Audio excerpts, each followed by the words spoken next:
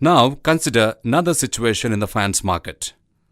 The sellers see that the market has become so competitive that the sellers are offering unviable prices to the customers in order to retain the customers, which is impacting the profitability, because of which there is a big risk of retrenchment of workers by these firms. The entire supply community knows that this practice is not sustainable in the long run.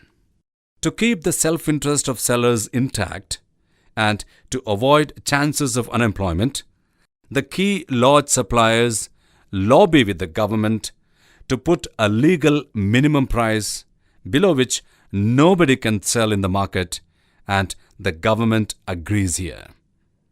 Because the price cannot fall below this level, the legislated minimum is called a price floor.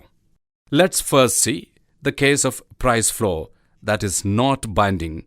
If the price floor is at, say, $75, which is below the equilibrium price of $100, there is likely to be no change in the demand and supply dynamics.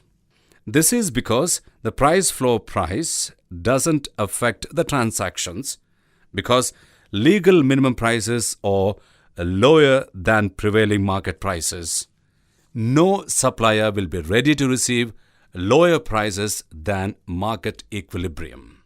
Now let's take a case of a market with price floor that is binding. If the price floor is at, say, $125, the dynamics change substantially.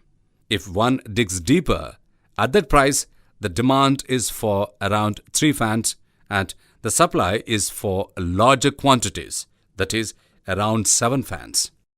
At the same time, owing to it being a government policymaker's ceiling, there are constraints on moving downwards towards the equilibrium price, towards which the market would have moved to if the constraints were not there.